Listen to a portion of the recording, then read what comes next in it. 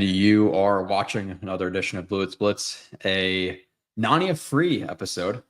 Had some things come up in the schedule. I had to move around a little bit. Nania had some things going on. So I'm going to run solo for about an hour and a half. Have something to go to at 4 o'clock. Got to get an injection into the shoulder to see if I tore my labrum, which I definitely did. So surgery upcoming for me. Training camp is here though, so that's exciting. Who cares about the shoulder? A lot to talk about with that, or at least some to talk about with that. We'll talk about some training camp battles. Talk a little bit about what went on today, even though I am not the type of person who takes away any big stuff or big things from camp, because obviously it's hard when you don't have pads on. Obviously it's hard when the beat reporters are, however many hundreds of yards away or 50 yards away or whatever from a weird angle. So I take them with a grain of salt, but some things I do take away. I tend to watch a little bit more for quarterbacks, for receivers, for DBs, whether it be corners or safeties, receivers, tight ends, like things like that. But really anything trench play, anything running backs. Like I heard some people saying, oh, like Braylon Allen hitting the hole well and stuff, and his vision's good. I don't see how you see that. I think that's nearly impossible to see, in real time, vision and hitting holes and things like that. I think it's impossible, to be completely transparent. I don't care if you're, just some, Joe Smith beat reporter, or if you're an NFL head coach. I don't think with their angle you could really tell what's going on with running backs. But nonetheless, I'll say hello to some people. We'll talk about the contract extensions, do some housekeeping stuff. Obviously, to start off, it's been a little bit nicer. Weather's been nicer, 70 degrees. Football's back on. I don't have to hyper focus on summer league basketball anymore. We actually have some football tweets. Preseason right around the corner. In about 20-ish days, we got preseason. Start breaking those games down. Get right into the regular season. 28 of my 31 reviews are out. Still waiting to drop Braylon Allen, Isaiah Davis, and there's another one in there that I'm forgetting. I think that's Eric Watts. In the next few days, again, some more housekeeping stuff. I do want to emphasize that next offseason, and I think even this season coming up with the games, there's going to be a very big change to the film reviews. The full length reviews will still be the same exact thing that you guys are used to. If you watch them, an hour, 2 hours, which is kind of, for lack of a better term, me raw dogging the review and just going through it and giving my thoughts. The shorter reviews are not going to be like that anymore. The shorter reviews have tended to be just clipping the first 15 to 20 minutes of the long review and just putting that out for free. That's not going to be what it is anymore. What it's going to be now is I'm going to make it its own review. I'm going to take probably like the main strengths, whether that be the main 3 strengths, the main weaknesses, whether that be the main 3 weaknesses, break them down a little bit more formulated, a little bit more to the point, a lot more clean. So if you're somebody who's watched the videos in the past, the short videos, and like, hey, I don't really like this, I just like the live streams, then check them out next off season. And again, maybe even this season, maybe during the actual NFL season, I'll do like, the biggest plays of the game type deal, or something like that. But at least with the player reviews, undoubtedly it's going to be different. So watch out for that. I'll say hello to the 2 people who are in here. It's kicking back up. I know I've been very spotty with doing a podcast. It's been like 2 weeks, 3 weeks, a month, 3 weeks. So I've been spotty. So I don't expect the people to be flooding back in until I get into a groove again, which hopefully I do every single week upcoming now throughout the season until we're talking about, January or whatever it may be. So Jets Worldwide said this intro music makes my day. I couldn't even hear it. It's pretty basic. I used to have like a whole intro and all that stuff, but the basic stuff works. Marvin Gunn says, did you have an MRI? It's what I have now. The arthrogram is like they have to inject my shoulder with some kind of dye to see the labrum. But I'm pretty sure I tore it in like March, because I haven't been able to. I couldn't throw a football 10 yards right now with my right arm, and it's a problem. So going to get that done, hopefully taken care of. I get some, I'm sure, surgery, because there's really no other way to fix a tear. Like, you can rehab and stuff, but it's not going to fix a tear. So, I'm going to probably have to get some surgery.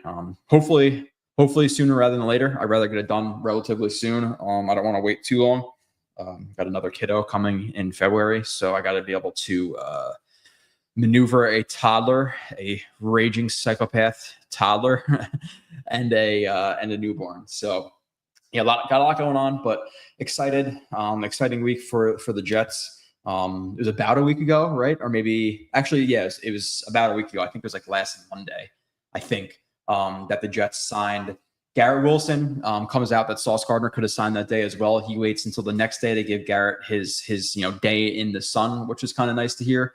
I think good deals for both guys. I always assume that Sauce would actually get done a little bit earlier. Seeing Stingley get, $30 million a year over however many years, you'd assume Sauce, next highest paid guy, $30.1 million a year or more. And it was $30.1 million exactly for Sauce. So that contract was always going to be pretty easy. Garrett, a little bit more complicated because you have a few of the top guys like Jamar Chase making 40, which you weren't going to push Garrett to that, but he ends up signing for $32.5 million. They're both basically on 6-year deals for like $150 million. I think it comes out to be $25 million a year. They will both be here through, if the Jets want, through 2030. So really the next 2 seasons they play on their rookie deals, 25, 26, and then they sign 4-year contracts. So they're on the team 27, 28, 29, 30. You're assuming if they're still playing at a high level, by 29, 30, maybe even 28, they might renegotiate those deals and bump the pay a little bit, but obviously great contracts for both. We've done a ton of articles on, Sauce Gardner, his numbers, Garrett Wilson, all that stuff. I was on Play Like a Jet with Scott Mason talking about Sauce Gardner. So you can also go back and listen to that. But I did want to bring out some stats here, and I'm kind of shooting from the hip here. But with some people thinking of like Sauce was so bad in 2024, which is just ridiculous. Again, I think his first 2 years, he went from being a top 3 corner in the league to probably, again, how do you quantify it? But 8 through 12, 6 through 10, something like that. Let's say 6 through 10 in the league. And he set his expectations so high that he had a little bit of a down year. And that his down year is being towards the bottom of the top 10. And now he sucks. And I think a large part of it, honestly, is the fact that you have, listen, like a lot of people don't watch film, and it's a lot of broadcast angles. And when you saw Sauce Gardner on broadcast angles, he was letting up, he was missed tackles, Trey McBride, things like that. So now he sucks, which is kind of crazy. But some numbers for you from a combination of our guy Stefan and, or I don't know if it's Steven or Stefan. I never actually talked to him in real life. I'll call him Stefan for now. That's how it's spelled. And Nania, but among 91 cornerbacks with 500 snaps in 2024, Sauce was 16th in yards per snap at 0.8. He was 6th in yards, he was 6th in targets per snap at 9.59. He was 6th in pass breakup rate at 14.89. He was 17th in passer rating allowed at 79.3. He was 6th in completion percentage allowed at 53.2. And then from Nania, he was one of only 3 cornerbacks in the NFL to allow less than 2 touchdowns and less than 400 yards while playing 400 plus coverage snaps. And the other corners in that were Cooper DeJean and Pat Surtain. So pretty good company to have there. And then throughout his career, got some more numbers for you. Since entering the league, he has a 90.7 PFF grade, which is first. He has 43 forced incompletions, which is tied for first. And he has a 50.9 completion rate allowed, which is first. Since being drafted, he has 1.8 receptions allowed per game, which is first among 93 corners, 21 yards per game, which is first, 0.58 yards per snap, is first, 18.1 pass breakup per target is first, 50.9 completion percentage against him, which is first, 67.5 passer rating allowed, which is third, 83 PFF grade, which is first. So you're talking about quite literally like the best corner in the NFL, again, with a little bit of a down year. People trashing him, which is wild. Like, oh my God, pay Garrett way before Sauce, which I just never understood because, one, I think receivers are easier to find in today's NFL. And you're talking about a top 3 corner, top 5 at worst corner in the NFL right now. First, Garrett Wilson, who I think is in that 8 to 12 range. I think he's lumped in with guys like, Puka Nacua and Mike Evans and Devontae Adams right now, and probably surpass Devontae Adams at this point, the Drake Londons of the world. He's right below the CeeDee Lambs, the Amon-Ra St. Browns of the world. I legitimately think that Garrett Wilson could get up to a top 5 receiver. Has he been that so far throughout his career? He hasn't been. And he said as much in his press conference. He said that, don't quote me, but basically he knows he can get better and he sees the plays that he leaves in the field. And that's true. Specifically with contested catches, he needs to be more consistent. He needs to attack the ball. He can't have as many drops as he does. He needs to stop sliding when he catches the ball. He needs to get more north and south than east and west when he has yak. And then his releases and stacking guys, specifically when getting vertically, are all things that need to improve with Garrett Wilson off the top of my head. And if he does those things, he could be a top 5 guy. There's no reason he can't be. He's just as explosive. He's just as athletic as all the guys near the top. So he has the capability to do so. It's just about attacking the football again and doing the other things that I was talking about. But in terms of Sauce giving you those stats, it's like, he's still very, very good. He's still very, very good. A little bit of a down year. He'll bounce back. I do think he was battling injury last year because he just didn't move the same. But then I also think there was a certain point in the season where these guys started to feel what was obviously going to happen. You have Saleh, who's fired after the first 4 or 5 weeks. That means that, obviously Ulbricht's not going to be back. Joe Douglas is probably going to be fired. So they're sitting there like, hey, we had 2 years back to back where we thought we were going to be a playoff contender, hopeful Super Bowl contender. And, we're winning 5 games here, 7 games the year before, right? 7 games. And I think they started to kind of loaf it a little bit at the end, which doesn't speak great to them. Like, obviously you want to go balls out every snap, but I thought Q was loafing at times. I thought Sauce was loafing at times. It seems like they lost interest. And while you don't want it to happen, it's natural. It's a natural human reaction after 2 years of massive hype to by the end of the season, kind of loaf a little bit. And again, I do think Sauce was injured. I don't know if it was the Colts game was a little bit later. There was a Titans game. I think he took like a hard shot one-on-one with a running back, and then he came out for a play or two. And maybe it was after that. I forget exactly the time it happened because I kind of transparently erased last year from my memory. He's still, he's still very good. I think he was injured. There was some laziness on film in terms of his technique and just getting lower, more knee bend, things like that pre-snap. But he'll turn it around. He'll be a top 3 guy again. Can Jamarcus Weston, Tyler Barron, and Rashad Weaver be as effective as Michael Clemens? Yeah, so I'll be honest, I don't know who Jamarcus Weston is unless he's a guy who like emerged today or something like that, but I have not heard that name. So I'm going to say no for him. Maybe he's a UDFA I haven't heard about, haven't been so tapped in. Tyler Barron or Rashad Weaver can maybe be as effective as Clemens. I don't think this speaks highly to either one of Barron or Rashad Weaver. I think it speaks more down about Clemens in terms of me saying that I don't think he's a jag, like who anybody can kind of replace Clemens at this point. I think Nani put out a tweet. He's owed like 3.43. Maybe it's his contract is 3.6, but they can save 3.4 if they cut him. I believe that's what it is, somewhere right around there. Don't kill me if I'm wrong there, but somewhere right around there. To me, you cut him, you save that money, and then you have Weaver, Barron, maybe Weston, if he's even a real person, and even Eric Watts is the backups. Like, what does Clemens do? And obviously you heard Glenn talk about like, hey, if there's a football player prototype, like this is the player you want to look like Clemens, but he hasn't been good. And he mentioned the penalties, but it's not only been the penalties. He offers little to nothing as a pass rusher. He's super tight. He doesn't read the run game well. He misses tackles. Like, he's not been good at all. So to me, gun to my head right now, if I was the GM, I think you cut him. You let him compete, in camp and all that stuff. But at the end of the day, you cut him. You save that $3.4 million and you roll over into next year. So I don't, yes, I think the answer is yes. Can Weston, Barron, or Weaver be as effective? Yes, but really it's a yes because define effective. Like, has Clemens been effective at all? I don't think so. He's a net negative when he's on the field because of the penalties and stuff he commits. So to me, yeah, so we'll see what happens. It seems like they've been speaking highly of him for whatever reason. Again, maybe it's a thing where they're looking at him and they like the bigger DNs and they figure if they could round out his mental and his technique a little bit, that he could be a valuable run stuffer in their defense, but they don't really have that behind him. Transparently, Weaver and Tufele are really the only free agents I didn't watch that the Jets brought in. So, but with that being said, I don't think Weaver's the biggest positive in the run game. Barron is a little bit smaller. And he had some struggles in the run game at Miami, so I don't think he's going to immediately come in and be as stout in terms of physically as Clemens.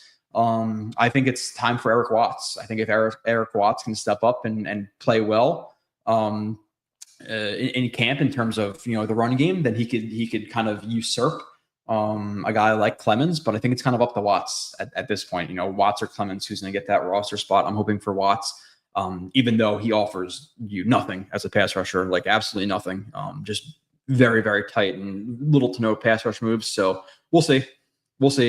Christian A football is back. Yeah, man. I'm excited. Again, watching baseball. I love the Mets and all that stuff. And baseball's slowly creeping up in my fandom. I'm starting to really enjoy it. But summer league basketball, brutal for the most part. I don't enjoy walking out in 95-degree weather and my shirt immediately sticking to my chest. That sucks. So give me like the low 60s. High 50s where you can walk around in sweatpants and a sweatshirt if you want, or you can walk around in shorts and a t-shirt and they all kind of feel comfortable. I love that. Football starting, basketball starting back up, hockey starting back up, the playoffs. My job gets less busy. Like I'm so excited for the fall. Maybe I can schedule the surgery for the end of summer so I could take the last 2-3 weeks of summer off. That would be nice. So keep saying hello to some people in the chat. I don't know if this is working. Hopefully you guys can tell me if my soundboard is working. I got my mic back working, and now my camera wasn't working until I randomly did it. I think we still have the banner from last. Okay, I gotta change that.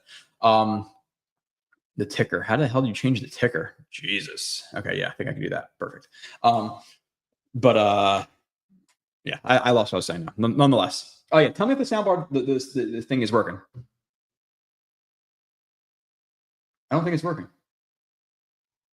No. Yeah. Okay. I gotta figure it out. I have a 1.5-year-old who likes to click a lot of buttons and crap, so he probably turned it off somehow. I gotta figure out exactly how to use it again, but it's whatever.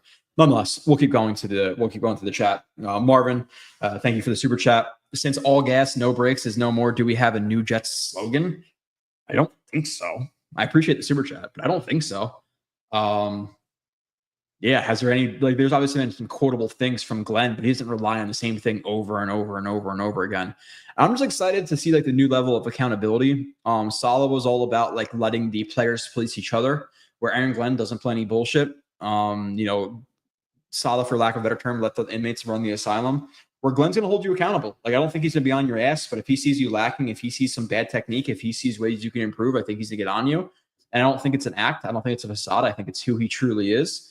I think it's a lot because of who he's been around, Peyton and Campbell, a guy who's a player's coach, but can clearly be pretty aggressive at times. Parcells, all that stuff, a little bit of Bill Belichick. So I think it's who he is. And I'm excited to see these guys be held accountable because there is, from the top to the bottom, there are technical improvements that they need to make. The Jets have been near the top of the league in penalties, which I think is both players and coach. 50-50 maybe, or whatever it may be. Maybe a little bit more 60-40 with Saleh, because his problem is he didn't hold anybody accountable for anything, whether it be a stupid penalty, or even himself accountable, calling timeouts after timeouts, not having plays ready, the play clock expiring, there's so much bad. I'm just really excited to see Glenn and see what happens this year. I'm expecting, 6-7 wins, maybe 8. But as long as they look competitive in most games, and then they build up in 2026, and hopefully they're in the playoffs then. But there is no more slogans. There are no more slogans. So hopefully that's the end of that with all those stupid, I think Tippmann was asked today, and I still have to watch his interview, but I saw it on Twitter. He had a chance to say iron sharpens iron. He didn't say that. I think pressure creates diamonds, which is better, I guess, because we've heard Ulbrich say it for at least 1,000 times over his 4-year tenure with the Jets, right? The iron sharpens iron crap, which is just got beyond annoying. Andrew Yale just popped in. Fellows, football is back. Yes, it is. The problem is now that we've been waiting so long for just a football tweet that everything is hyper analyzed in training camp. And really, I don't mean to be the Debbie Downer, but there's really no reason to. Again, Clyde Gates has had excellent training camps, and Who was that running back they had from North Carolina a couple of years ago who was very fast? It's not Trenton Cannon. It's not who I'm thinking of because he went to a different school. But damn. Yeah, running back UDFA the Jets had in probably like 2016, 17, 18-ish years. Never amounted to anything. Maybe like Roman or Morris or I forget. But don't buy too much into the hype. Really, like it's nice to kind of whet your appetite or whet your palate a little bit. And I go over the next few weeks, get some football tweets, get some interviews, get all that good stuff. Again, pay attention to some secondary stuff, but past that, trench play, running backs. I'm sorry, I don't care who you are. There's no way you know. There's no way. Oh, good vision by Braylon Allen. I don't buy it. But preseason starting in, what is it like? Is it August 9th, 10th, 11th, 12th, something like that? I got moved. My shift got moved to 4 to 12 to midnights. So I actually saved some time off. So I wasn't going to be able to take off for the preseason games. I did take off for the preseason games because I saved some time now. So I might be streaming those games. I don't know exactly what I'm going to do. But if I get surgery, I might have to even save some more days, which would be great. Not the surgery, but saving days. Eagle Fang, Jets football is back. I missed you all. I missed you all too, man. It sucks. Like I popped in here and I'm so used to seeing when I was doing it every week or bi-weekly, the same names over and over and over and over again. And some of those people have been missing. So maybe they either gave up on me or they're like, I'm not in their daily routine where it's like, hey, Joe's going to be on every week at this time or whatever, but they'll come back. I'm excited to see some of those people back in here. Clement helps with the team. That's what he does. Yeah. Joe, honest opinion, who F is kicking and punting with our teams? This would be and I appreciate the question, and I appreciate you being back in here and all the support and all that. That's such a good question for Nani because he did articles on the kickers and punters. I can't even remember their names. The kicker is going to be the fat dude from the UFL, XFL, where Canadian Football League, wherever the hell he was. He had really good numbers in college. He came to the NFL. I think with the Bengals or maybe a different team, didn't make their roster in his rookie year and then just went to like, again, XFL, UFL, whatever it is, and dominated there and then went back to the NFL. So whoever the chunky kicker is, I think it's the thicker kicker is the coin name for him. I don't remember his actual name, but the thicker kicker. And then past that, the punter, I don't know. Maybe it's a late pickup. Maybe it's a guy they have now. I'll be honest though. I don't remember their names. Don't even remember their names. Would you sign Fant just to get some heat on Ruckert? You're talking about Noah Fant. Well, he got cut the other day, right? Like I don't think you sign Fant just to put some heat on Ruckert because I think Fant is a better player and he's proven more in his career than Ruckert ever has. So I think if you sign Fant, he's pretty much automatically your tight end too. I think if you were to make more of a kind of a nondescript random signing, then yeah, you push Ruckert like that. But Fant is just going to take over for Ruckert. I don't think it's a thing where Fant pushes him. Fant is tight end too if he's signed. So maybe that's something the Jets look into because really they don't have anything past. Mason Taylor at this point. And again, I've been a big proponent of, hey, don't overlook Andrew Beck. I think he's the Jets' best tight end too. I think he's their fullback one. I think he's their H-back one. And it seems like everybody's doing their roster predictions and nobody talks about Beck. And let's be real, it's because they didn't watch Beck. If you watch Beck, you're gonna have different opinions of him. Now, again, maybe he flames out. Maybe he's a guy who's bounced around a little bit because he can't learn the playbook. Guys drop off. Again, I will preface it with saying that, like Tyron Smith, I thought he was going to be excellent, or at least, no, I'm not going to say he wasn't be excellent.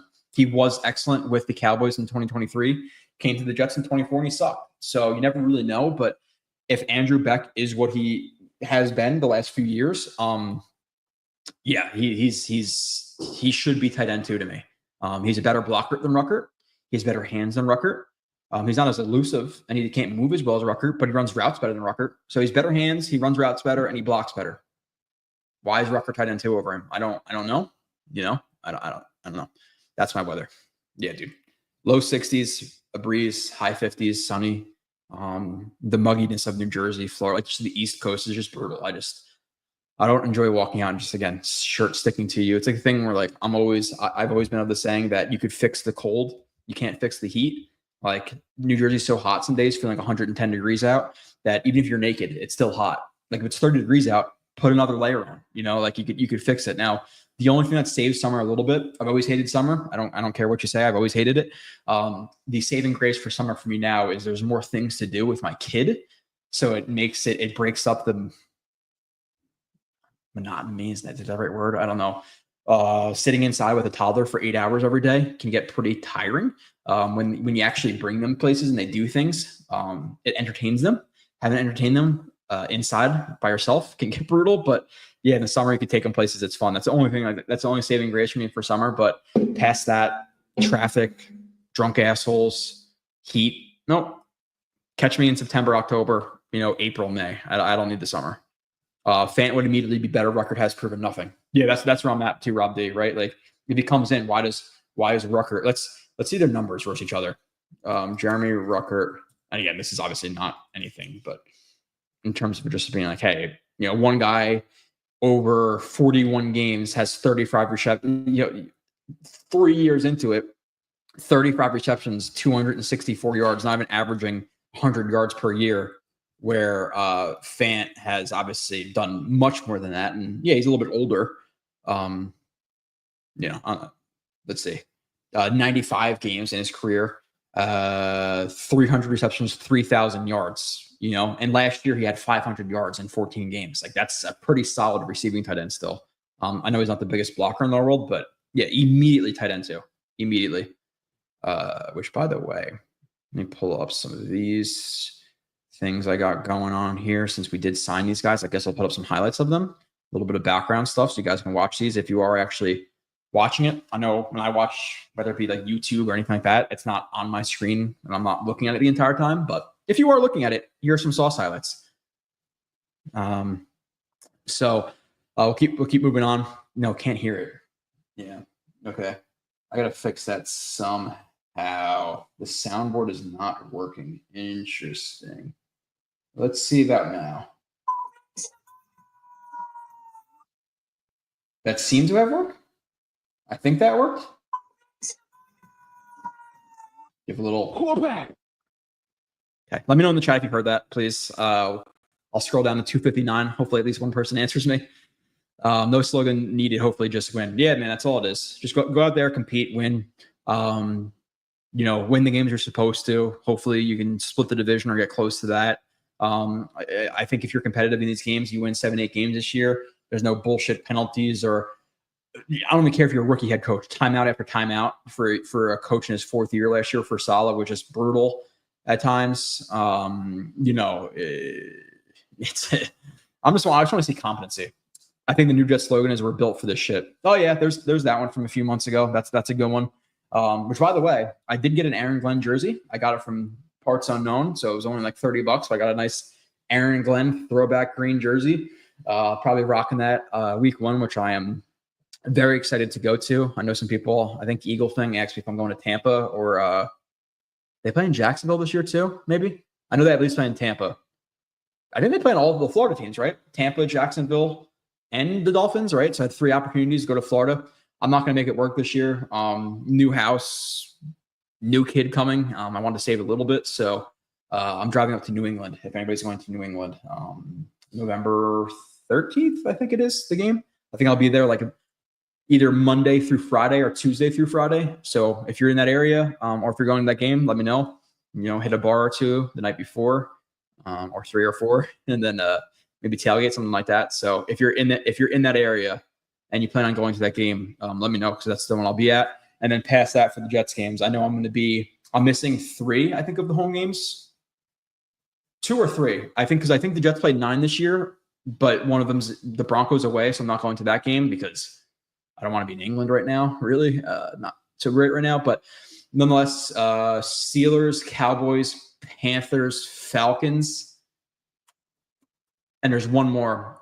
Steelers, Falcons, Cowboys, Panthers, and New England. The New England home game I'm also going to. So, yeah, if you're going to those games, let me know. I'm always around. I'm always in the same parking spot. I don't do anything crazy. I don't do any crazy tailgates or anything like that. Kind of just enjoy it, hang out with my fellows, and that's about it. But I'm going to pull up some Garrett Wilson highlights here as well. We had 3 more reviews coming out: Eric Watts, Davis, and Braylon Allen. If you are Just watching again, the reviews next year will have a completely different feel. The long reviews will be the same thing. The short 10 to 15 minute reviews will be their own reviews where I'm going to highlight main strengths, main weaknesses, more scripted, more quick, more to the point, not just like a random clip of a 2 hour review. So the short reviews should be much more popular next offseason. So I'm going to dedicate more time to that. And maybe instead of getting 31 reviews out a year, I'll get out 24. So you might get less players, but the quality will be better for the shorter ones. So Jets signed Samuel Jackson. Saw that, followed by every single person doing this Samuel Jackson gifts. It's, we'll see. I do think the Jets overall are in a pretty good spot with their backup offensive lineman, assuming that Okafor, I think is how you pronounce his name, is going to be the same player that he was with the Steelers. Obviously, he came in with the Pats. Maybe he expected something, that it wasn't, and then flamed out there and walked out on the team. But assuming he is what he was with the Steelers for 2 or 3 years that he started there, he's a very good swing tackle. Again, assuming he is what he was in 2023, he's the best swing tackle the Jets have had in quite a few years, minus obviously Fashanu last year, but erase that. But before that, he's a very good swing tackle. And then I think you have your backup interior offensive linemen are probably Newman and Josh Myers. And Myers is a guy who's a low-end starter as a center. I'm sure they'll cross-train him. I think he played a little bit of guard in his past. I'm not sure if that was in the NFL level or the collegiate level, but he's probably going to be your backup left guard, center, right guard, whereas Okafor is your backup left tackle, right tackle. And I think that's pretty good depth. Considering years have passed where we've had like Jonathan Harrison and Schweitzer and Carter Warren and Max Mitchell are scrubs. They really shouldn't even be backups at this point in the NFL at the NFL careers. And Warren, he's going to his third year, so maybe he can improve. But they're both bums, to be honest. So not great with those guys. So I'm happy for Okafor. Hopefully, again, he doesn't. I think it's a thing where now maybe the Steelers he thought he was good enough to be a starter, and I think he was a lower tier starter with Pittsburgh. And then, you had, was it Jones? Jones who came in, who people thought that, the Steelers sniped the Jets and they traded up past them and took Jones. And he came in and, took Okafor's spot, and then Okafor was pissed off, and then maybe he came with the path and it wasn't what he thought it was going to be or whatever. And he kind of flamed out there, or obviously he flamed out there. Maybe now he came to the realization like, hey, I'm a backup-ish level player. Let me fulfill my role. Let me make a few $1 million a year to not play, not get myself hurt. So, he's good though. He's good, assuming that's what he is. And actually, this is what I'll do, because I have highlights of every single person that I did. So if you are not watching the show and you're like, hey, maybe I should tune in for some Okafor highlights, watch some reps of him. Like, he's mostly Steeler stuff, obviously. But watch him. Like, he was actually pretty solid, with the Steelers. So we'll keep moving on. Slogans are for people who can't coach, Christian. I love that because, what was Bill Belichick's slogan? What is Sean Payton's slogan? Now, maybe we aren't privy to it because we don't really follow those teams like that. But I don't think you need a slogan. The one that somebody said before, what was it? It was let me scroll up a little bit. I forget what one of you guys said. We're built for this shit. Like, he said that one time. So I don't think it's a slogan because he hasn't repeated it since then, accountability and teaching, what a concept for a head coach. Aaron Glenn. Yeah, man, I'm excited. Listen, at a certain point, the streak has to break. Like, you're going into, okay, well, Mangini couldn't get it done. Okay, going to Rex. We get close with Rex. Okay, Rex can't get it done. Okay. We all had a lot of faith in Todd Bowles. Like, let's not do like the revisionist history thing and say like, oh, Todd Bowles was such a bad hire, because my remembrance, and obviously there will be some guy like, oh, 10 years ago, I called that the Jets should have signed this guy. Now he's a Hall of Famer. Like, of course, there's going to be those guys. Oh, I wanted Dan Campbell. Okay, right. Most people those years, they wanted, or that year, they wanted Bowles or who's the hombre who went to the Falcons? Dan Quinn. Neither of them worked out, but Bowles at the time was looked at as a good hire. McCagnon, not so much. And then, obviously Izek didn't didn't work out. No, it was Izek with Bowles, and then Izek got fired, and then McCagnon got brought in, right? And then Gase. Yeah, Gase knew wasn't going to work out. And then same thing with Salah, like, oh, such a bad hire, all this stuff. But let's be real here. We all wanted Joe Douglas. 99% of us wanted Joe Douglas because of his lineage, right? And then Salah, I'm going to say for 75% of Jets fans, was like one of their top 3 choices that year. So they've made the correct hires. It just hasn't worked out. And at a certain point, the streak has to break, right? Like longer streak, 14 years, 15 years of not making the playoffs. We haven't won 7 games in over 10 years since 2015. It's going to break eventually. And hopefully Glenn's got to do it. Like he understands the Jets pain. He was here. He said he was following the Jets from a distance, because he's still like I don't know if he's a quasi Jets fan or if he just follows the organization because that's who he played for. But he understands. He's the person to do it. Hopefully, my God, do we need it? You hear some of these people, some of the players, Garrett Wilson, Sauce, talk about like, we need to win, and Q saying we need to win more than 7 games and all that stuff. It's like, no, the fans do, man. The fans need it more than anything. We're very dedicated, and it's been brutal. So all coaches have slogans for the most part. Again, I don't know. What is Dan Campbell's? What is Bill Belichick's? What is Sean Payton? Like, is Dan Campbell's like, fuck it, let's go for it on 4th down? Like, is that his slogan? I never heard a slogan. I don't know. I need an extended break from watching the film lines. Yeah. What happened on this play? Oh, when you go back and watch the film, it's like, okay, but if you're a good head coach, you kind of got to adjust on the spot. I know high school coaches who do that. Oh my God, they're killing us with this power scheme. We got to adjust and attack the B gap, like whatever it is, where Salah's like, oh, we got to watch the film. So it's either a cop out, like he doesn't want to give us an actual answer, or he legitimately doesn't know, which is even more concerning. See, this is why I talk about it. I'm not going to Raymond James for the Bucks game. If I didn't get a new house this year and I wasn't having another kid, then yeah, but I gotta save a little bit. Oh yeah, Mevis is the kicker, the thicker kicker. Do you think Leonard Taylor can be at least average against the run? There were flashes there. I did the film review of him. It just dropped probably a couple of days ago now at this point, so go and watch it. Obviously, it's a relatively limited sample size, right? He didn't play a ton of snaps. There was quite a few flashes in the pass game, but there was more in the run game than I thought there was, or I thought there previously was prior to watching him. I guess that's decent English. So I think he could be average. I think there's more upside as a pass rusher for him in the run game. His anchor's not consistent. His technique's not consistent. Again, I've watched thousands and thousands of reps, so it's kind of hard to remember exactly what was wrong with him in the run game. A little bit of guessing. The anchor technique, not great, but you're talking about, a 300+ pound guy who was supposed to be at the worst a top 4 round pick last year, apparently.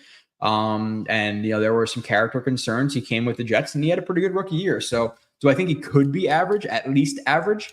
Yes. I think the answer to that question is yes. Now, I think secondarily, if you're asking what are the chances he'll be average versus the run, like that's a much harder question to answer because sample size, now changing schemes, 2 schemes in 2 years, kind of hard to do. I wouldn't bank on it this year. Year 3, 4, I think he could do it. I wouldn't bank on it this year. You're really going to depend on obviously Q and then Noddy and Cowart. And Cowart, again, another review I did was a guy who you're looking at the measurables, 6'3", 305, 300, whatever it is.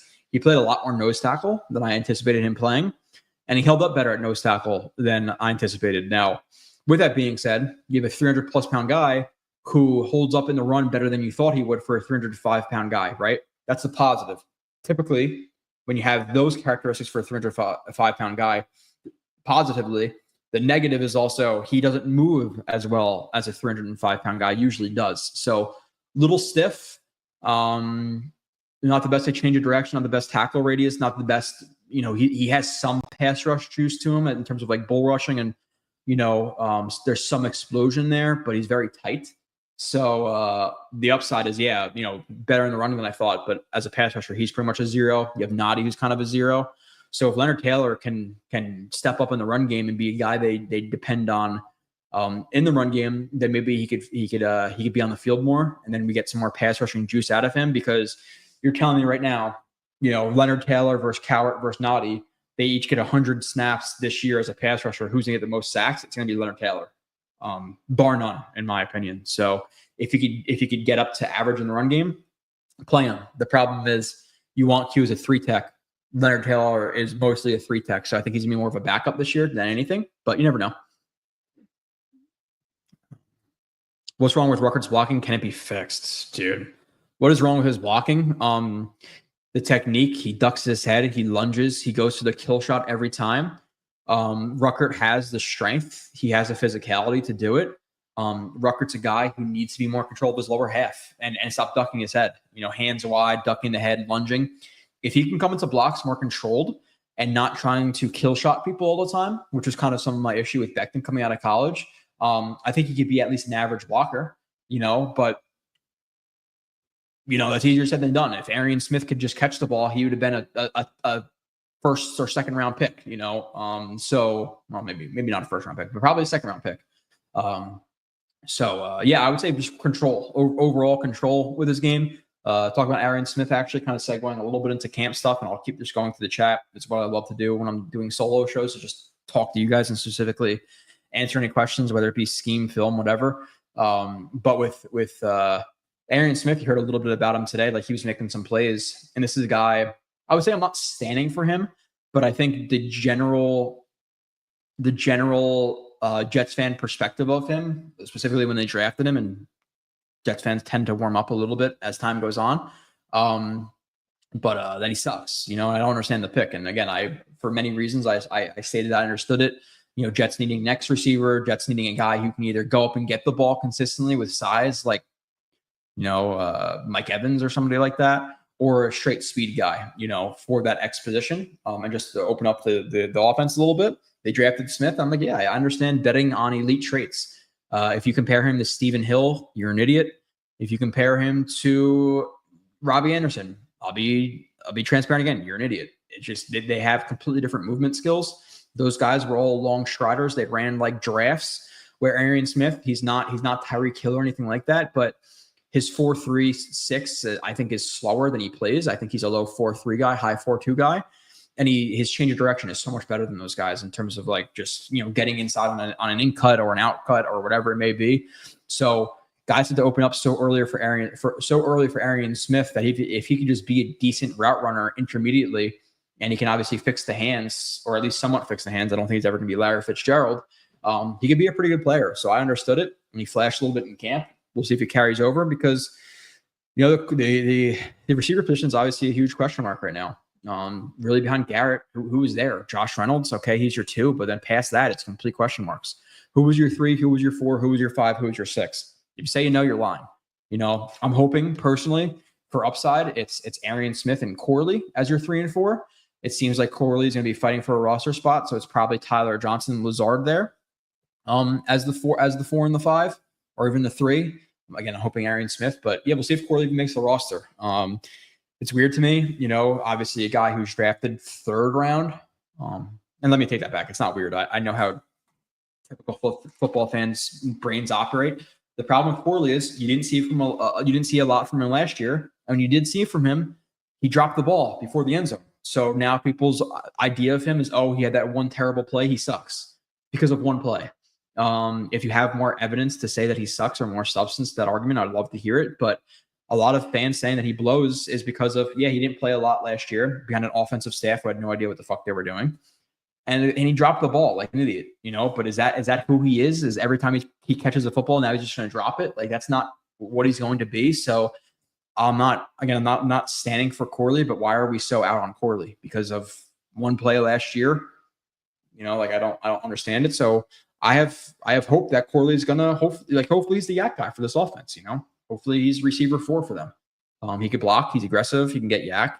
So there's a chance he's off the roster, but I don't get the immediately out on Corley, you shouldn't make the roster. It's like, no, let's hope for him to make the roster. The guy's 23, 24 years old with really plus ability as a yak guy. Why would you not want that? Tyler Johnson's the yak guy. Okay, sure. I'm taking Corley over Tyler Johnson in terms of yak. I don't care what the numbers are. There was like 2 plays that he broke for yak, and it's not like something that's necessarily like easily replicatable. So I don't think he's a great yak guy. My thing with Tyler Johnson is I think he kind of can fill a role for this offense that I'm not going to say that other guys can't fill. I'm going to say that no other guy has filled that spot as of yet in my watching of them.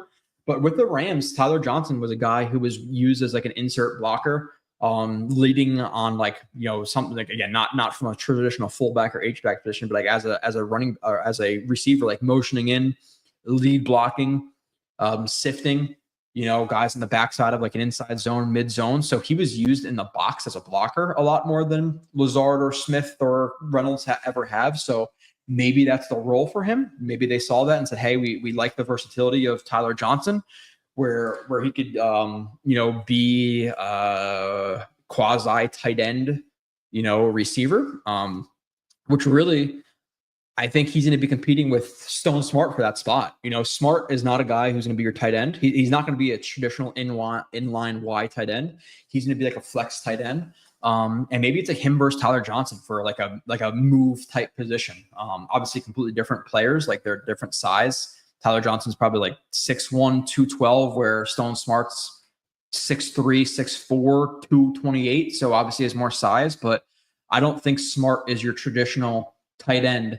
Just as I don't think Tyler Johnson's your typical wide receiver. Your typical wide receiver. So I think they're almost competing for the same spot. And then maybe whoever wins that job makes the roster. Whoever loses that gig, they get cut. So that's gonna be interesting to see as well. But yeah, the Corley thing is interesting. I don't know why people are so out on him. Arian Smith, again, a little bit of a flash today from him, which is good. And then past that, Lazard. I don't know what Lazard offers you, but decent blocking. I think his blocking is overrated because of one player. We took out 3 guys, but overall, with that being said, he's still probably the first or second best blocker on the Jets receiver core right now. Him and Tyler Johnson are probably 1 and 2. So maybe that's why they're keeping him. But I'm almost hoping that, like, hey, keep Tyler Johnson. And I'm going to do a quick 3-man roster prediction. I actually think they keep 7 receivers. Maybe a guy like Lazard is off the roster, and you have a guy like I'm not sure if he's making any noise anymore, but Pritchett, like, can he make the roster? I don't know. But yeah. Eagle says O-line is the biggest thing I'm excited for this year with Fields and Hall and Allen, the running the rock. I expect this to be a top 5 unit. And don't forget about Isaiah Davis. Again, I said this last week. Isaiah Davis in his reps last year was more impressive to me than Braylon Allen. And I mean that more from a consistency basis, like rep by rep, he was more consistent than a Braylon Allen, where Braylon Allen maybe had another big player or two than Isaiah Davis, but he also had another negative player or two than a guy like than Isaiah Davis. So down by down consistency, Isaiah Davis was a better player than Braylon Allen, in my opinion, last year. Now Braylon Allen has more upside because he's bigger, he's faster than Isaiah Davis, but don't overlook Isaiah Davis. Like, that is something I want to emphasize quite a bit, because everybody's talking about, Hull, Allen. I don't know why Davis is getting overlooked, because again, who was more impressive last year? Who do I think on an inside zone is going to consistently get me 4 or 5 yards? It's Davis over Allen for me right now. Again, I get the upside. I get the short yardage stuff with Allen, but inside zone on 1st and 10, gun to my head, who's going to get me more yards? It's Davis. I think he has better vision, so we'll see. We'll see what happens with those guys. But yeah, I expect them to be. My only concern with the run game being top 5 is, are the Jets going to get to a point where, because of Fields' limitations as a passer, teams are just going to stack the box, shut down the run game with both Fields and Hall, and then dare the Jets to beat them via the air, which is a possibility. It's probably realistically what happens. So it's kind of on Fields as a passer to open them up as a top 5 running unit. I think regardless of how Fields plays, because of their offensive line, because of their running backs, I think they'll be top half of the league. But when you're talking about top 5, the top 10, I think it has more so to do, or less so to do, with the running backs and the offensive line, and more to do with him as a passer. Because if they're running the ball down people's throats, if I'm a defensive coordinator, obviously talking for a very, very like simplistic point of view, or just, being simplistic, I'm stacking the box with 7-8, make Fields beat me. I'll shade some coverage to Garrett Wilson's way and make rookie Mason Taylor, Josh Reynolds, and Arian Smith beat me 1-on-1, with Fields throwing them the ball. So a lot of it hinges on the passing game. Pat's slogan, do your jobs. Is that really their slogan? I've never heard it. Maybe it is, but I've never heard it. When Al Davis was like, just win, baby. You see, yeah, I don't think there needs to be a slogan. This is our year. Okay, Jimmy Smooth. This is our I guess like no more drama, no more athletic articles, no more Rodgers stuff, which I didn't really dislike Rodgers as much as some other people did. My problem with Rodgers was he tends to say like, oh, I don't like attention and all this stuff, but then act the exact opposite. He acts exactly like he likes attention. So he's a little bit of a hypocrite to me. So that's a little bit annoying about him. He definitely likes the attention, but past that, I don't really hate the guy, So it's gonna be nice to be a little bit more under the radar this year. Get back to hopefully good defensive football, a little bit of ground and pound, find their way a little bit, extend some of the young guys, into next year, roll some of that money over, extend those guys, and then roll and hopefully make the playoffs in 2026.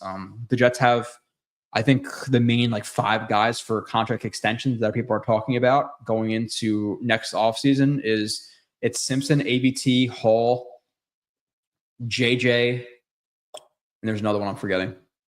Somebody will remind me. There's another one. Cisco. Cisco's another one, which, if I had, maybe I'll like power rank them in one show, but I'm kind of leaning towards ABT and Simpson 1 and 2. Yeah, let's power rank it now. I would say ABT 1 if he stays healthy this year and plays like he did last year, because last year I thought he played like as an all-pro, as a Pro Bowl level player. ABT 1, Simpson 2. I'm probably gonna put JJ at 3 in terms of priority to resign, assuming he bounced, he has a decent year, and obviously you're anticipating him being better than 26 and 25. I'm gonna say, oh God, I guess Hall 4 for just a chance that he is closer to what we expected him to be and not what he was last year, because what he was last year was a bad starter. And then Hall, and then probably Cisco 5. Cisco's a guy, again, good range. He's good at baiting guys. He makes plays on the ball. My problem with him is, and you'll see it, hopefully don't see it at all this year, but a miserable tackler at times, like in terms of angles and actually bringing guys down, miserable. Like there was at least 6-7 touchdowns last year that, or huge gains that were directly related to Cisco just completely whiffing on an angle or a tackle. So he might be a guy who's one and done, but we'll see. I'm hoping obviously for the best. Syracuse guy, was born in New York, I believe, raised in New York. Hopefully with a secondary specific coach like Aaron Glenn, he could round out the tackling for him. But it's like Jordan Whitehead level bad. Obviously different for why they're bad tacklers, but in terms of missed tackles, it's very bad. So if you can fix that, yeah, priority. But right now, I would say probably, yeah, ABT, Simpson, JJ, Hall, Cisco in that order, probably. So name 2 or 3 surprise players that make our 53-man rosters. There are our 53-man roster. Pritchett, I guess at receiver is a guy that people have been talking a little bit as a UDFA. I would say him. I would say people aren't talking about Beck right now. So if you haven't been listening to this podcast or this stream, Beck would be a massive surprise to most people. So Beck, Pritchett, Watts, maybe as your DN4, DN5. I think that's really about it in terms of surprises. Yeah. Like linebacker, can I say like Ball or something like that? Yeah, sure. Linebacker, there's really not a ton behind the top 2. You have Zaire Barnes. You have Mawioga, whatever the hell you say his name. And then you also have Moncari Ball or whatever his name is. So, if one of those guys make it, if I say Ball makes it, is that a surprise? Yeah, maybe, just because people don't recognize the name, but they don't really have a lot there, So, our own Connor Long. Saying he just got back from Florham Park. Connor Long has been, he has media credentials now, so he's sitting in the press conferences, going to practice and all that stuff. So, congrats. I don't know, because I'm not trying to make fun of you, but like you're 14, right? So, do you have to take a bus there? Do your parents drop you off and pick you up? Do they drop you off and sit in the AC in the car and then drive you home after? It's wild though, Connor. 14. Obviously, we're happy to have you. You're killing it. So coverage for us. Check out his podcast with NY Jets Fight Talk. I was talking to Connor the other day. I should be jumping on his podcast within the next couple of weeks. So watch out for that. I'll jump on with him and we'll talk about camp and we'll talk about camp. Maybe I'll talk a little bit about the offensive line and running backs. I'll I'll give Connor my honest opinions about people saying they see stuff in the offensive line of running backs. Just don't do it, Connor. You might have today, but just don't do it. Just do not do it. Do you think Tippins' errant snaps last year were the reason for the open camp? It's like maybe that he's young too, right? Obviously with the tackles, like there's nobody who could legitimately, take their jobs over. So like they're going to start.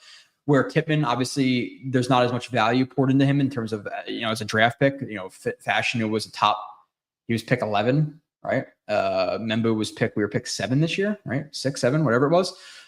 So those guys aren't going to, like, there's nobody who can actually take them over.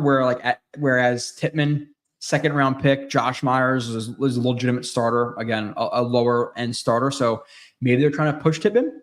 And I would say Tippmann, I guess Tippmann versus Fashanu, but Tippmann at this point has been the lowest achiever of the guys in the offensive line. Like I think Fashanu is going to be really good this year, near top 10. Simpson was awesome last year. ABT was near Pro Bowl level last year. And Tippmann kind of hasn't necessarily had the upward trajectory you'd hope.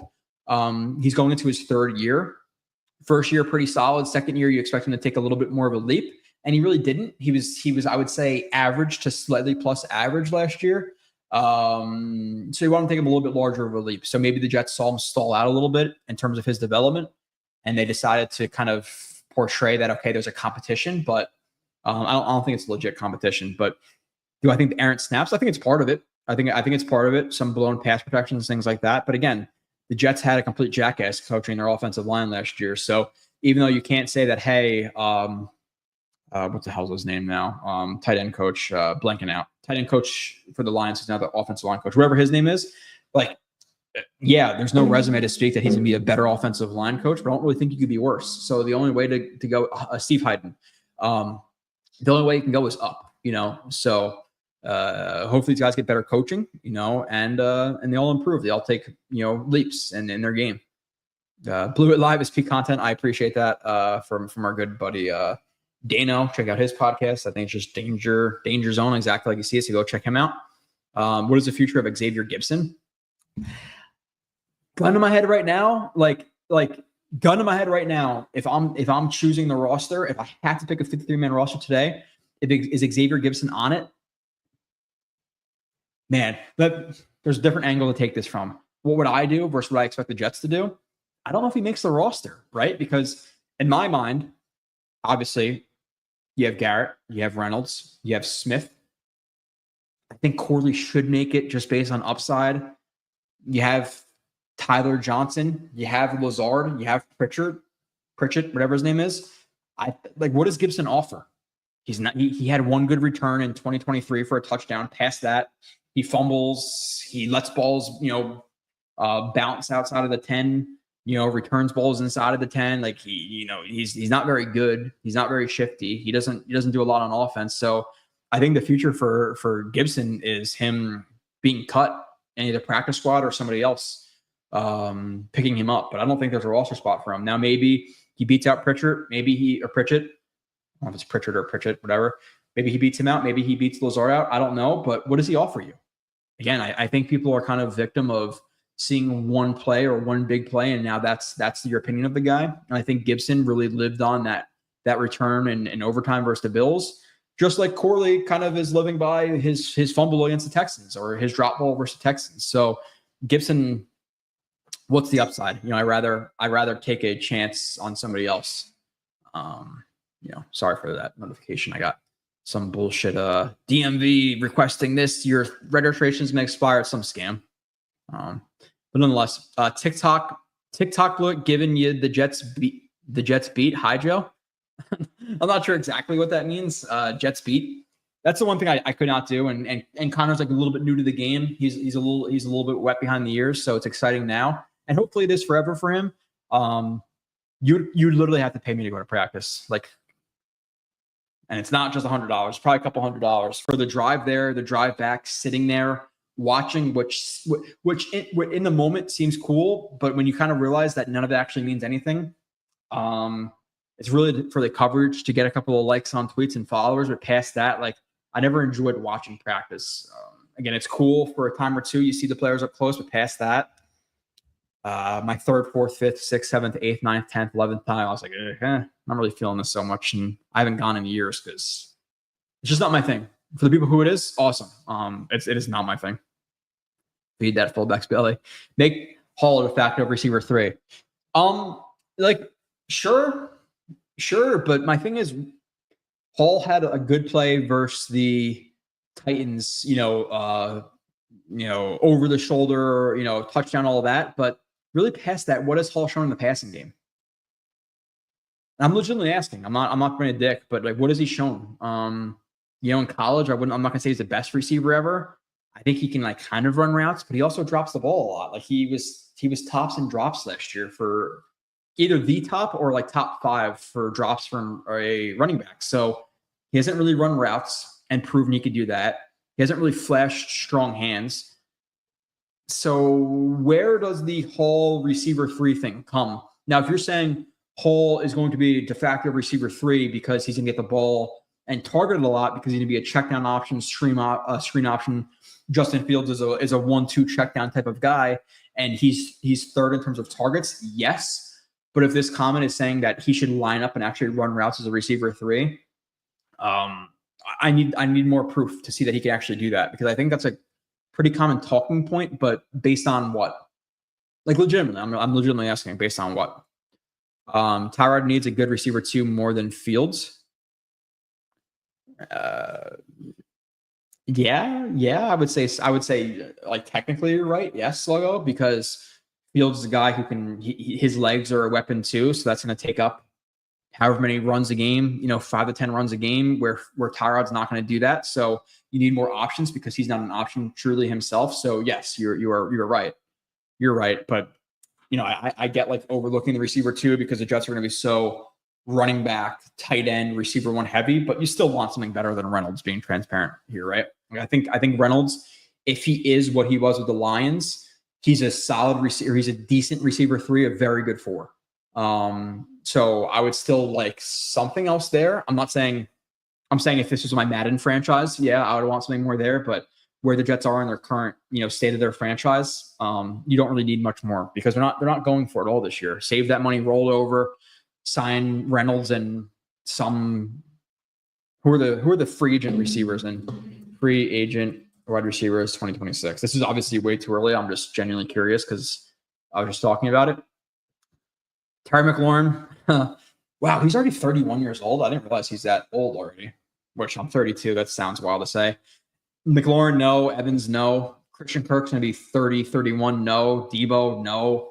Cortland Sutton, 31. Yeah, maybe for like a couple of years, maybe, but probably no. Myers, Diami Brown. Oh, man, free agency sucks for receivers next year. Juwan Jennings, who's currently holding out for the Niners, so he's either going to get extended or traded and signed to a new deal, so probably not him. Jeez, there's nobody. Traylon Burks, remember everybody told me he's going to be so good. Yeah, I don't know. Josh Reynolds, Dotson, Cortland Sutton, maybe like a 32-year-old. I don't know, man. I don't know. It's not very good out there. Christian Kirk, yikes. Looks like the draft. I'm going to say a top 2 pick at receiver next year for the Jets as well. What's up, Big Joe? Glad to see you streaming. Yeah, man. Like I said, I'm sorry. Just the move and a lot of craziness this year. I will be back again, probably every week now, if not bi-weekly. And then throughout the off season next year, I'll be bi-weekly. I'm sorry for the month hiatuses. At times, it just life gets in the way. But yeah, no, I'm excited to be back and talking with you guys. Pouring the questions now. I'll keep flying through them. I got about 23 minutes possible left. If there's no more questions, I'll probably jump off. But yeah, it's been busy. I'm really excited for the new format next year. This is a slightly other thing. This literally just came in the mail today, and this is kind of stupid and corny, but my fantasy league, my in-person fantasy league, my ring just came in. 3 and 4 years for your boy, in the fantasy league. So I think I'm a dynasty now. So I just saw those off to the side, little side story. 3 and 4 years. So I'm gonna be a complete asshole at the draft this year. I'm gonna walk in with a crown on and a cape and a little what are those? I guess it's a cane, like the things that kings walk with. I'm going to walk in with that this year and just be an asshole. So I'm excited to draft again. I think I'm going to have to drop a league this year. Probably the JetX league, to be honest. Sorry for the JetX guys. I've been running it for a few years and it's not kind of smoothly as I wanted it to. So I think I'm going to, I was in 6 and I dropped to 5 and I dropped to 4. Maybe I am only going to do 3 this year.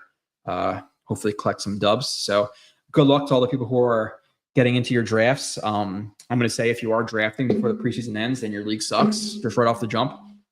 Sorry, it just does. You cannot draft before the final preseason game. Cisco, yeah. I love Westerns. Westerns? I don't know what we're talking about. No other country was built like America's Old West. Dude, like, so I'm not the biggest book reader just because I'm so busy all the time. Like when I'm not working, I'm taking care of my kid. When I'm not taking care of my kid, I'm hopefully going to the gym or running. When I'm not doing that, hopefully I'm doing film, so there's really not a lot of time to like sit down and read a book. I would say the only time I'm really reading books is like on vacation. I don't want to be like looking at my phone on the beach and stuff like that. So like I'll pop open a book, and I finished halfway through Empire of the Summer Moon, and then halfway through there's another book about like the Native Americans and cowboys and shit like that, whatever. I got halfway through. I got to finish both of those, but like those times are like my favorite books to read. Like the Old West, Native Americans, Comanches, all that stuff. It's really cool to read about. Connor's the next Kurt Gowdy. I have no idea who that is, Sluggo. What the hell is even that? No idea. But nonetheless, I know you have a few years on me, so maybe I'm just not getting it because I'm only 32. How confident are you that Fant and Membu will be average, above average? Yeah, I think Fashanu was, and I said this last stream with Nania. I don't think this the wrong way. I hope, and I don't want to put words in your guys' mouth, but I think the reason that, and maybe it's just because I'm another Jets guy and you guys just like Jets content, but for the people who are like diehards here, I think it's because, one, my opinion's based on film, and I don't bullshit anybody ever. It's just, even it's a popular thing to say, yeah, Fashanu was amazing this year. I think Fashion was probably a little bit overrated by fans last year in terms of how good he was. I think people were kind of talking about him like he was plus average, where really I think he was about average at best last year. But with another year learning left tackle position, another year to grow into a man's body from 21 to 22, he's going to continue to get stronger. Another NFL offseason. Where last year as a rookie, you really don't even get a true offseason. So I think he'll improve. I think he'll be plus average. And I think Membu might take a little bit to be average. Just because he's a rookie, right? A rookie right tackle, not a ton of playing experience in college, right? So I think Membu is a guy who probably starts as a below average player and he has some bumps in the road and then he just continually progresses. I think he'll struggle more in the run game than the pass game. Now, with that being said, the pass game, there's more stunts and blitzes and a lot of more eye candy at the NFL level. So if he struggles mentally, then yeah, you're going to see some hiccups in the pass game. But the one thing I will push back on ridiculously hard about, because if people are saying, or if you're listening to people who are saying that Membu is farther along as a run blocker than a pass blocker, they do not know what they're talking about. Is that too blunt? It just, if you watched Membu and that was your takeaway, one, you don't know what you're watching, or you didn't watch him, because Membu he was so much farther along in the pass game than in the run game. Now the reason that people are saying that is quite literally because there was a 4 or 5 play highlight that came out of the Oklahoma game where he was dominating guys in the run game, and now he's a mauler. He was a mauler, but he struggled more in the run game than in the pass game, undoubtedly. I don't care if you have the difference of opinion watching film. If you watch it, if you come away with anything other than that, I'm sorry, I can't listen to you. There's no way. So Membu, I think, will have some struggles in the run game. I think he'll be a little bit below average at first. I think he'll round into average. I would say Fashion is above average. ABT is Pro Bowl level, assuming health. Simpson is plus average, and then Tippmann is average to plus average. So that all being said, without a weak link on the offensive line and everybody being average to plus average, with one player being a Pro Bowl level player at this time, I think Fashion can grow into that. I think Membu can grow into that. You're looking at what should be at least a top 10 offensive line. And if it's not, it's a disappointment. Really. So Yeah, but the Membo thing, I heard that right. And what brought that to my memory was I just did film reviews with Scott Mason. I'll play like a Jet. So again, go and listen to them. I think he released Membo, Arian Smith, Mason Taylor, and then reactions to the Sauce contract and things like that. I talk about it because we talk about it for half an hour. And it's like, oh, like, farther along in the run game. I'm like, yeah, I just can't. I can't. It's just so untrue. So untrue. But yeah, I'm pretty confident, I would say. Average to above average. Membu might take a 5, 6, 7, 8, 9 weeks. Joe, when watching Glenn Naughton stream, shout out to Glenn. I used to stream with him on Jet Nation. Well, probably 7, 8 years ago now it's been. Wild. But I streamed with Glenn for probably like 2 or 3 years. Maybe 2. He did some arithmetic on the 53 and boiled it down to keeping Stiggers or JVC. Do you feel like one is a trade cut candidate because numbers, or how do you view that? Trade, what are you going to get in a trade? What I'll legitimately do right now, Dano, is I'm going to pull up my 53-man roster prediction that I already did and didn't release because we'll have a show about it, and I'll tell you if they both make the roster. And that's where my opinion lies. I do not have JVC making it. I don't have JVC making it. He hasn't shown anything in the 2 years he's been in the NFL. I think he's kind of fighting for that 6th roster spot with they signed Chris Boyd, who's like a special teams ace. I'm not sure how much of an ace he is, but that's kind of what he's brought in for. So I'm going to give him the 6th spot over JVC. And then you could say, oh, okay, well, what about safety? Can he play safety? Because I think he played safety 1 year in college and moved to corner or whatever it was. I forget exactly what order it went in, corner to safety or safety to corner. Nonetheless, he does have that flexibility. But I think that 4th safety is Isaiah Oliver, a guy who's played safety, a guy who I think is your backup slot plus your 4th safety. He makes it. Now, is there a world where you can have both of them make it? Like, yeah, arithmetic. In my prediction, I have 7 receivers with Pritchett making it. I could easily take Pritchett off of that and then put JBC in. So, like, I don't think it's a thing where, based on arithmetic, it's one or the other, indefinite or undoubtedly. Like, there's a possibility. But right now, I'm saying Stiggers makes it, and JBC is a practice squad guy. If not he gets scooped up by another team. Are either of those guys, do they carry any weight in terms of trade capital? No, I don't think so. If so, who would you prefer retaining long term? I'm going to go with Stiggers just because he was a higher draft pick, right? Higher draft pick. I think he has better movement skills. I like the mindset. So I guess Stiggers, just a little bit more unknown there where JVC injury, he got drafted, what was it, 3 years ago? First year was a injury. Has he been in the Jets for 2 or 3 years?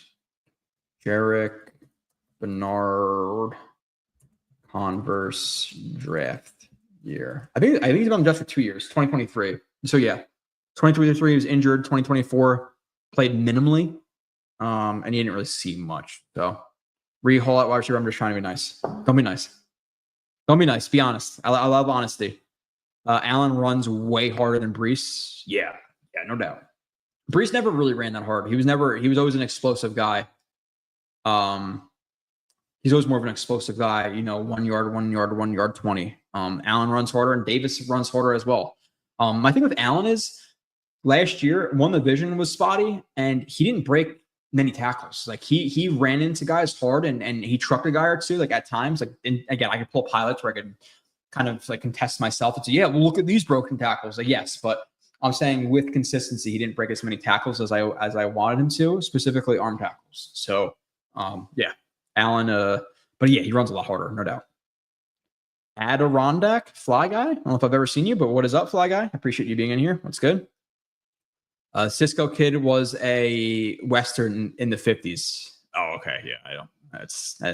I have not seen Westerns from the 50s. I'll be very honest. I don't know if I've ever seen like a Western in general.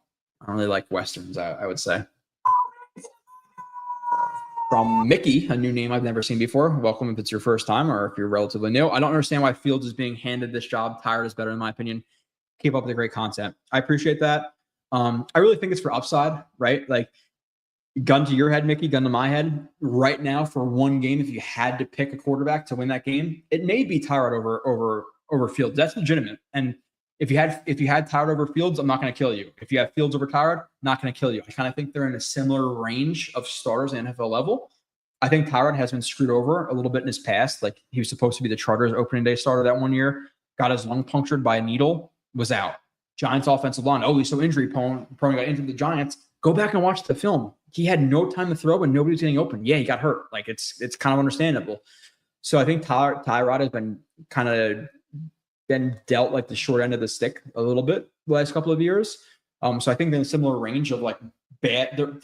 Let's be realistic. Right now, at this point in their NFL careers, they're both the 25th to the 32nd best starter in the NFL. So either one. Again, if you have Tyrod over Fields, I think it's reasonable. The thing is upside, right? It's a thing where they want to instill confidence in Justin Fields. I don't think he was very comfortable with the locker room situation last year with the Steelers. He probably expressed that to the Jets. I think they're trying to pour all their confidence into him in hopes that he turns out to be a long-term option, whereas Tyrod can't be, right? Like, Tyrod might play better, and if he were to stay healthy the entire year, maybe he wins 7 games where Fields would only win 6, but Tyrod is 32, 33 years old, and there's no long-term upside where Fields is. So they're giving Fields the job. They're handing it to him because of that. They don't want to strip his mental, which I understand. But thank you for the super chat. Big Green offensive bookends. I don't know why this made me think of this, but in terms of, you're talking about the tackles. The locker room is awesome. I'll talk shortly on it because I only got 11 minutes left. But I think Woody Johnson, and again, not standing for the guy, I think he's been a little bit unfairly criticized by fans. Like, did people criticize him in 2015 when he brought in Revis and Marshall? Did people criticize him in 2009? Did people criticize him in the mid 2000s when they're making the playoffs like every other year? Did they criticize him in 09, 010? No. Now, Woody Johnson has had a history of, okay, like Tebow, yes. Gotten apparently involved in Hassan Reddick this offseason, bad. Devontae Adams, bad. So he tends to meddle when shit is hitting the fan. But typically the first year, 2, 3 of guys' tenures, he really doesn't screw around a lot. And he puts money into it, right? Like, MetLife sucks, but it's a newer stadium. The facilities are nice. The new locker rooms, which are absolutely beautiful. So the Jets finished, I think, 27th out of 32nd in terms of the locker room rankings. And now they should be top 5. It's a gorgeous locker room. So hats off to Woody Johnson. We don't say that a lot this offseason or at all. And I'm still mad at Woody Johnson for back-to-back years raising ticket prices and demanding the money early. So that's like a scumbag thing. And I think there's a lot of things that he's like out of the loop on. Again, we lost to the Chiefs and he's saying he's a Swiftie after, even though the Jets got screwed by the refs. Like, there's certain things he's a little bit of an idiot with. But in terms of like the comments of, Woody Johnson doesn't want to spend, that's a criticism that people have thrown out there. I couldn't disagree more. When has he not been willing to spend? So at least give him credit for being willing to spend. It's not like, people put him on the same tier as like the Wilpons for the Mets. Like, no, the Wilpons didn't spend at all. Like, they would not spend on guys or re-sign guys or bring in big free agents. Woody Johnson does. He just brings in the wrong guys. Again, we all wanted Douglas. We all wanted Saleh, or most of us wanted Douglas. Most of us wanted Saleh. Most of us wanted Bowles. Like, it just hasn't worked. So I don't think Woody Johnson's the worst owner in the NFL. Get rid of him, please God. He's terrible. That's my opinion. He spends. Jody, anticipate a bunch of guard and center pulls this season. How does our offensive line stack up in that regard to you? Yeah, I do. And realistically, like, again, like, even if it's a zone play, like a zone heavy team, Niners, Rams, whatever it is, they're still going to incorporate a lot of power and counter and G leads and darts and traps and whatever else it may be. So really every team's going to pull a lot.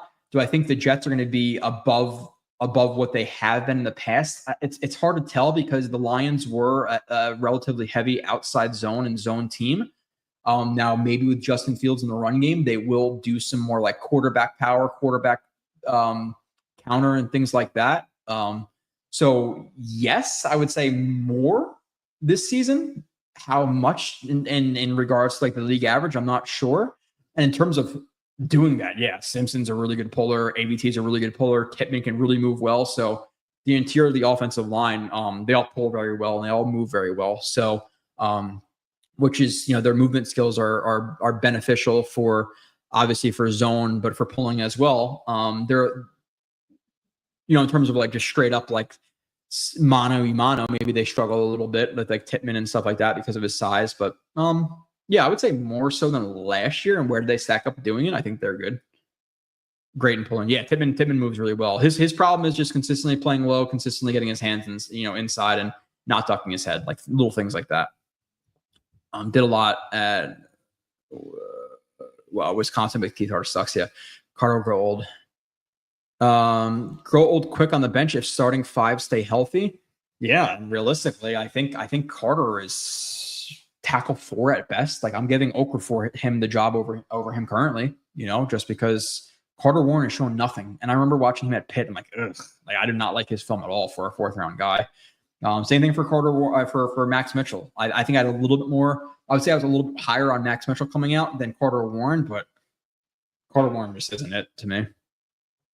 Brandon R. I think Tyrod can say ready mentally better without the starter role than Justin Fields could. I wouldn't be stunned if. The thing is too, like it's upside in the future. It's also upside with the offense. I think if both of them guys like hit their ceiling, there's more of an upside with Fields because of the running ability, right? Like at worst, he's the top 3 runner of the football at the quarterback position in the NFL.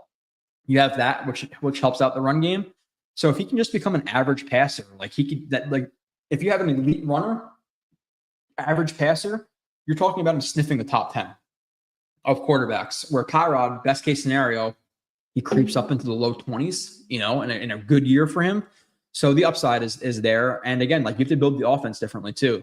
You're not going to run as much with Tyrod or nearly as much, where let's say Fields, it's, I don't know, what's a good number per game? It's 5 design rushes a game, 6 design rushes a game, where Tyrod, maybe you could do 1, but you don't want to risk the injury. Jet should move upstate 1 hour outside of Babylon. I cannot disagree more, Sluggo. I'm sorry. Selfish reasons. I like the Jets being 45 minutes away from my house and not having to go into New York, not having to cross bridges and boroughs and shit like that. So give me the Jets in Jersey all day. That's where I'm at. That being said, I hope Justin works out. Yeah, obviously we all do. I think we all, being realistic, think it's a relatively low chance, right? Oh shit, this is still on my screen. It's a relatively low chance. I would say it's somewhere in the 5 to 15%. If I had to really put my finger on it. But it's better than nothing, right? Tyrod, there's nothing. Kirk Cousins, there's nothing in terms of long term. So I like the shot on Justin Fields. If he doesn't work out this year, if he's not excellent, you bring in a quarterback next year. If he's decent or even solid to decent, I think you bring in a 1st round quarterback and let them compete. But anything other than him being like truly very good this year, I think you have to bring in a quarterback next year still. Like if he's just average and you win 7-8 games, but you're not sure about him being a long-term guy, like he showed some flashes, but the consistency wasn't there from week to week. Are you then going to say, yeah, screw it, we're going to pass on these quarterbacks when we're kind of a little bit higher up in the draft, build onto this roster more? Justin Fields in 2026 is the same player. He's solid enough to kind of be okay, but not going to win you the whole thing. So now, but you win 9-10 games and now you're sitting at pick 20 instead of sitting at like pick 11, 12, 13 this year and trading up for a quarterback. Like it's very involved. So to me, even if Justin Fields is decent this year, you bring in a quarterback next year. Again, he has to be truly like very solid to, it's very solid next year to not bring a quarterback. So it'll be interesting to see what happens. I got to now run and get apparently a big ass shot in my shoulder to put some dye in there. We'll see what happens. I might be doing some streams with just my left arm upcoming, but nonetheless, I should be back next week or the week after. Again, I wish I had a normal 9-to-5 job where I could do every single Wednesday night at 7:00. It's just not possible for me because my schedule rotates and all that stuff. So I'm sorry that I'm a streamer who has to consistently move the times around. Nonetheless, it is what it is. If you want to find me, just hit the notifications. JoeRB31 on Twitter, Jets X Factor. And then again, watch out for the new format for the reviews, specifically next offseason. The shorter ones will be much cleaner. So I appreciate you guys, and I will catch you next time.